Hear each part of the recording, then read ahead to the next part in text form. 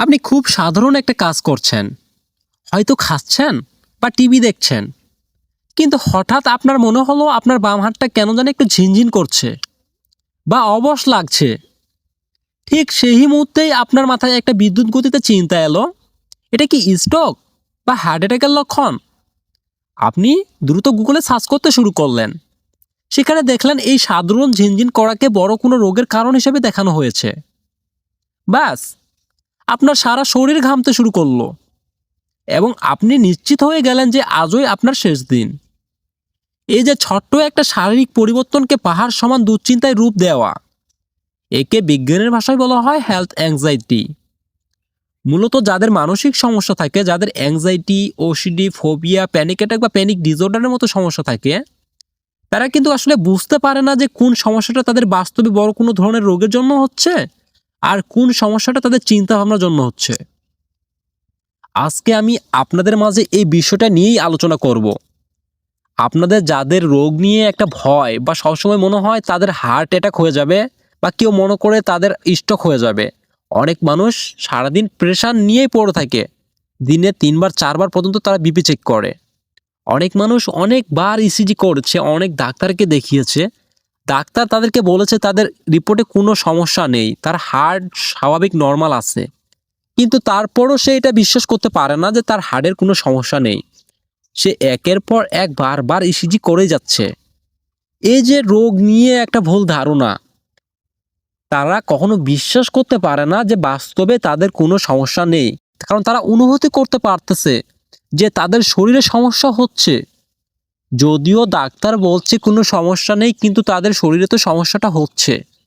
তার কারণেই কিন্তু তারা বিশ্বাস করতে পারছে না যে বাস্তবে কোনো সমস্যা নেই। আর এই সমস্যা নেই না থাকার পরেও কেন আমাদের বিভিন্ন ধরনের শারীরিক সিমটমস বা শারীরিক সমস্যাগুলো হয়, আর হওয়ার পিছনে কারণগুলো কি, এবং কিভাবে এই রোগের ভয় থেকে আমরা স্বাভাবিক একটা বেটার লাইফে আবার ব্যাক করতে পারবো, আজকে আমরা এই বিষয়গুলো নিয়েই কথা বলবো। আপনারা পুরো ভিডিওটি মনোযোগ দিয়ে শুনবেন এবং কি বোঝার চেষ্টা করবেন। আপনারা যদি আমার চ্যানেলে নতুন হয়ে থাকেন তো অবশ্যই প্লিজ চ্যানেলটা সাবস্ক্রাইব করে রাখবেন, যাতে আমার পরবর্তী ভিডিওগুলো আপনাদের কাছে পৌঁছে যায়। তো কাজের কথায় আসি। আমরা মনে করি রোগ নিয়ে ভয় পাওয়া মানে যে বুক ধড়ফড় করা, কিন্তু এর বাইরে অনেক সূক্ষ্ম সূক্ষ্ম লক্ষণ আছে যা আমাদেরকে আরো বেশি বিভ্রান্ত করে। তার সাথে থাকতে পারে দম বন্ধ ভাব, মনে হয় যেন পর্যাপ্ত বাতাস পাচ্ছে না বা ফুসফুস ছোট হয়ে আসছে, মাথায় চাপ ধরে থাকা, মাথা ঘোরা, মনে হয় যে এখনই মনে হয় পড়ে যাব বা আমি মনে হয় এখনই অজ্ঞান হয়ে যাব। নিজের প্রতি যে একটা ব্যালেন্স সেটা সে কন্ট্রোল করে রাখতে পারে না। তার সাথে থাকে পেশিতে টান, ঘাড়, পিঠ বা চোয়ালে তীব্র টান অনুভব করা যায়, যা অনেকে হার্টের সমস্যা মনে করেন। তার সাথে থাকে পেটের সমস্যা, প্রচুর পরিমাণে গ্যাস অ্যাসিডিটি হয় পেটের মধ্যে, কোনো খাবার খাইলেই সেটা গ্যাস হয়ে যায়, ঘন ঘন ডেকুর আসে, বা ভয়ের চোটে বারবার টয়লেটে যাওয়ার বেগ তৈরি হয়, বা পেট মাঝে মাঝে মচড় দিয়ে ওঠে। আর অনেকেই এটাকে মনে করেন তাদের মনে হয় বড় ধরনের কোনো সমস্যা হয়ে গেছে পেটের মধ্যে বা তাদের আলসার হয়ে গেছে। এমনকি সেই সাথে বলতে গেলে মাথা থেকে পা পর্যন্ত শারীরিক সমস্যা বলে শেষ করা যাবে না, যেগুলো মূলত অ্যাংজাইটি বা মানসিক সমস্যা থেকে হয়। আর এই সমস্যাগুলো হওয়ার পিছনে অবশ্যই একটা কারণ রয়েছে, হয়তো যেগুলো আপনারা জানেন না। তার জন্যই কিন্তু আপনারা কি করেন যে যখনই সমস্যাগুলো হয় বা যখনই আপনাদের শারীরিক সিমটমসগুলো দেখা দেয়, আপনারা অস্থির হয়ে যান। আপনারা মনে করেন এমন লাগছে কেন, আমার মাথা ঘুরাচ্ছে কেন, আমি কি এখনই পড়ে যাব, অজ্ঞান হয়ে যাব? আমি যদি এখানে পড়ে যাই, আমার আশেপাশে যদি কোনো মানুষ না থাকে, তাহলে আমাকে কে ধরবে, কে আমাকে এখান থেকে নিয়ে যাবে? আর এই চিন্তাটাই কি করে একজন মানুষকে ঘর থেকে বের হতে দেয় না, বা সে এই ভয়ের কারণে বাসা থেকে দূরে কোথাও যায় না। সে মনে করে বাসা থেকে সে যদি দূরে কোথাও যায় বা সেখানে গিয়ে যদি আশেপাশে কোনো মানুষ না থাকে, বা সেখানে গিয়ে যদি সে বুক ধড়ফড় করা বেড়ে যায় বা তার মাথা ঘুরে সে যদি পড়ে যায়, তাকে কে হেল্প করবে? এবং একজন মানুষ এই চিন্তাটাকে বিশ্বাস করার কারণে কিছু কিছু মানুষ রয়েছে, তারা কি করে সাথে একজনকে নিয়ে কোথাও যায়, যেটাকে সে সাপোর্ট মনে করে যে আমার যদি কিছু হয় সে আমাকে হেল্প করবে। যদিও এই জায়গায় ওই মানুষটার বা ওই পার্সনের কোনো প্রয়োজন নেই বা দরকারও পড়ে না, কিন্তু সে নিজেকে সান্ত্বনা দেওয়ার জন্য ওই মানুষটাকে সাথে নিয়ে যায়। এমনকি যখন একজন মানুষ আপনার সাথে যায় তখন আপনার তেমন কোনো সমস্যা হয় না। সমস্যাটা মূলত তখনই হয় যখন আপনি একাই যাচ্ছেন। অনেক মানুষেরই এই বিভ্রান্তকর ভুল ধারণাগুলো অটোমেটিক্যালি তৈরি হয়ে গেছে। তারা কোনোভাবেই বুঝতে পারছে না বা নিজেকে বোঝাতে পারছে না যেগুলো হচ্ছে এগুলো কেবল তাদের একটা অহেতুক কাল্পনিক চিন্তা থেকে হচ্ছে। আজ আমরা এই বিষয়গুলো একদম ক্লিয়ার করে দেব। তার জন্য পুরো ভিডিওটি আপনারা মনোযোগ দিয়ে শুনবেন, কোনো রকম স্কিপ করবেন না। আসলে তার আগে আমাদেরকে বুঝতে হবে শরীর আমাদেরকে কেন মিথ্যা সিগন্যাল দেয়, এর আসল রহস্য কি। আসলে আমাদের মস্তিষ্ক যখন বিপদের আভাস পায়, সেটা বাস্তব হোক বা কাল্পনিক হোক, সে শরীরকে প্রস্তুত করে এবং কি সে সিগন্যাল পাঠায়। আপনি যখন হার্ট অ্যাটাক নিয়ে ভাবছেন, আপনার মস্তিষ্ক ভাবছে আপনি সত্যিই কোনো বিপদে আছেন। ফলে সে আপনার পেশিগুলোকে শক্ত করে ফেলে, রক্তচাপ সামান্য বাড়িয়ে দেয়। আর এই স্বাভাবিক শারীরিক প্রতিক্রিয়াগুলোকে আপনি রোগ ভেবে আরও বেশি ভয় পাচ্ছেন। অর্থাৎ আপনার শরীর সুস্থ, সে কেবল আপনার মনের ভয়ের প্রতি সাড়া দিচ্ছে মাত্র। আর আপনি মনে করতেছেন যে না, আমার এখনই মনে হয় কিছু একটা হয়ে যাবে। আসলে মূলত সমস্যাগুলো কিন্তু এই জায়গায় হয় যখনই আমাদের চিন্তাটা আসে আমার মাথা ঘুরাচ্ছে বা আমার বুক ধড়ফড় করছে। আসলে এই বুক ধড়ফড় করা মানে যে হার্টের সমস্যা বা হার্ট অ্যাটাক, আপনি হার্ট অ্যাটাক করবেন, এটা কিন্তু কখনো এক নয়। আমি মনে করি আপনার হার্টবিট ভালো আছে, শক্ত আছে, মজবুত আছে বলেই কিন্তু সে কি করে, সে পরিস্থিতির সাথে নিজের নিয়ন্ত্রণকে পরিবর্তন করে। আপনি যদি কোনো একটা রাস্তা দিয়ে হাঁটেন বা সেই রাস্তা দিয়ে আপনি যাচ্ছেন বাজারে, তো হঠাৎ যদি আপনার সামনে কোনো ভয়ানক একটা প্রাণী বা বাঘ বা ভাল্লুক যদি হঠাৎ করে চলে আসে আপনার সামনে, তো আপনার কি মনে হয় সেই বাঘ বা ভাল্লুকের সামনে দাঁড়িয়ে আপনি স্থির হয়ে থাকতে পারবেন? বা ওই সময় আপনাকে কি নিজেকে বলতে হবে আমার সামনে বাঘ দাঁড়িয়ে আছে, এর জন্য আমার বুক ধড়ফড় করা দরকার, বা আমার হাত পা কাঁপা দরকার, আমার শরীর ঘামা দরকার? আপনি বলবেন না কিন্তু।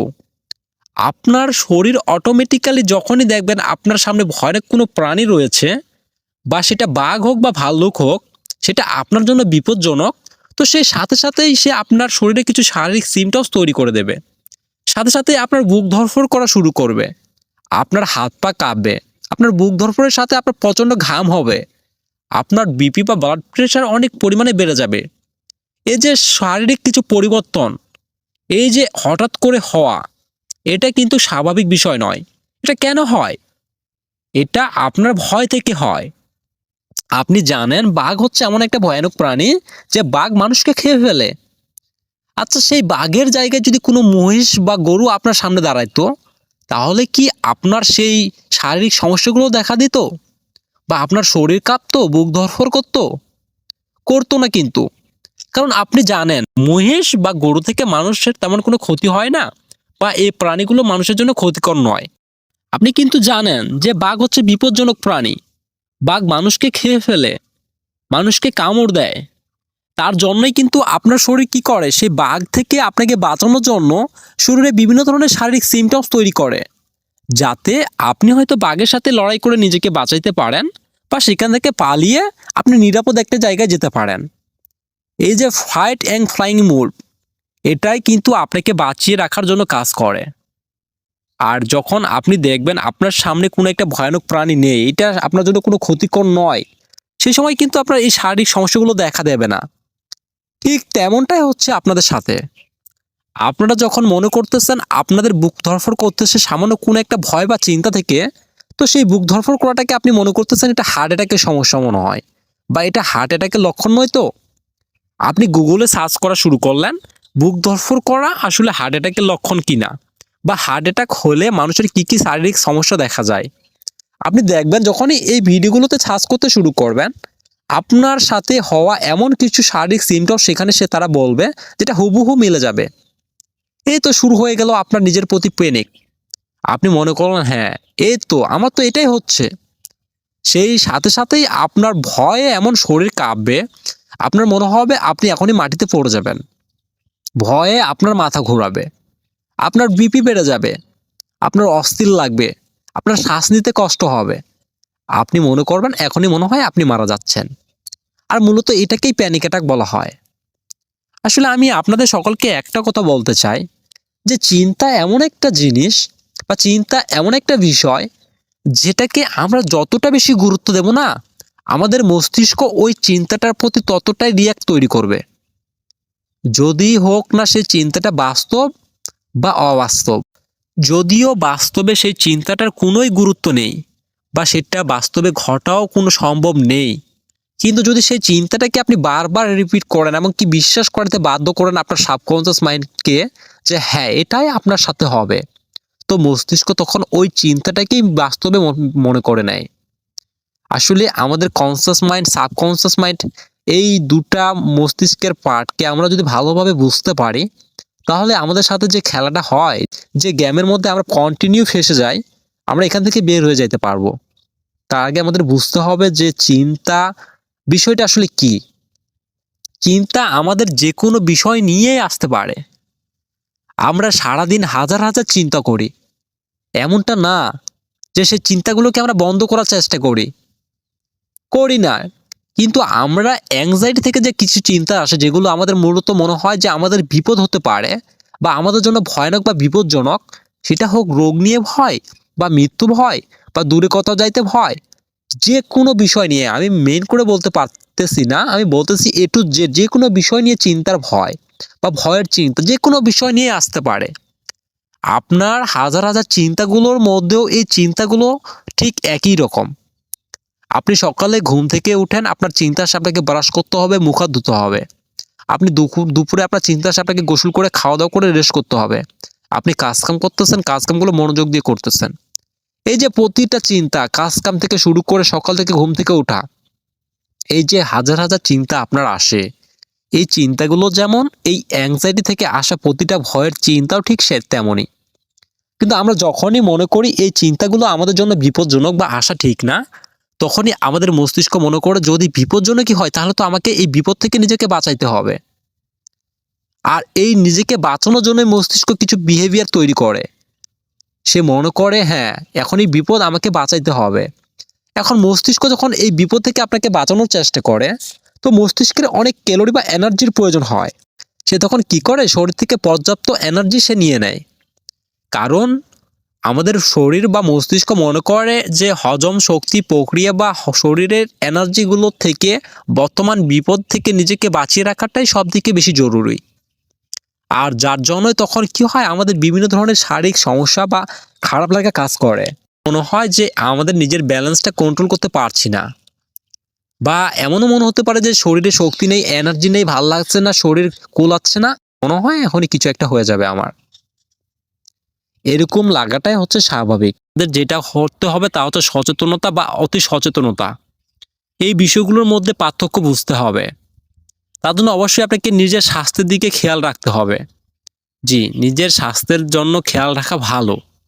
কিন্তু সমস্যাটা শুরু হয় তখন যখন আমরা বডি স্ক্যানিং করি, অর্থাৎ সারাক্ষণ নিজের বডি চেক করা, আয়নায় নিজের চোখ বা জিহ্বা দেখা, কিংবা শরীরে কোথাও কোনো সামান্য ব্যথা আছে কিনা তা খুঁটিয়ে খুঁটিয়ে দেখা।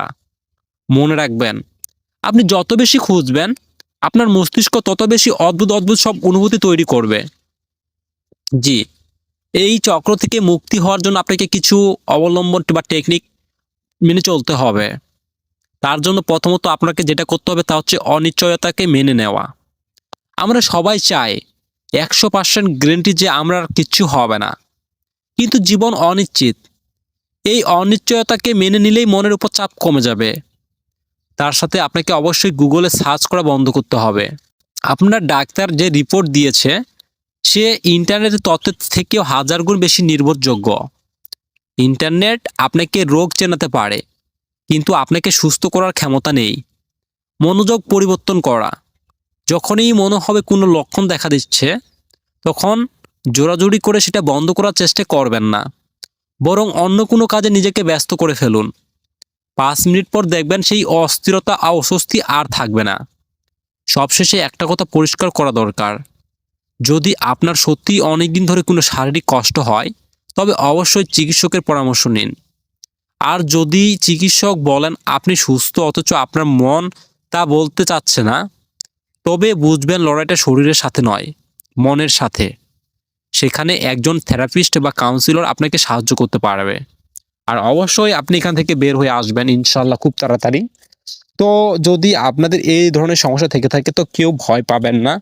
ভয় পাওয়ার কিছু নেই। আপনারা শুধু কন্টিনিউ একটু সচেতনতার সাথে নিজের সমস্যাগুলোর সাথে ফেস করে যান এবং কি সমস্যাগুলোকে নিয়ে বাসায় বসে থাকবেন না। কাজকামগুলো কন্টিনিউ চালিয়ে যান। কাজকামে মনোযোগ দিন। দেখবেন সমস্যাগুলো হঠাৎ কোন দিন যে হুট করে কমে যাবে আপনারা বুঝতেও পারবেন না। প্রথমত আপনারা এই সমস্যাগুলো থেকে বার হওয়া বা ভালো হওয়া বা এই রোগের চিন্তাগুলোকে বন্ধ করা, এই চেষ্টাটাকে ছাড়ে দিন। দেখবেন যেদিনই আপনি এই বিষয়গুলোকে মেনে নিবেন, ওদিনই আপনি এখান থেকে বেরিয়ে যাবেন। আপনার কষ্টটা কমে যাবে। আর যদি এটা নিজে না হয়, আপনি যদি নিজে না পারেন, তো অবশ্যই একজনের হেল্প নিন। ইনশাআল্লাহ খুব তাড়াতাড়ি এখান থেকে বেরিয়ে যাবেন। ধন্যবাদ। সকলে ভালো থাকবেন।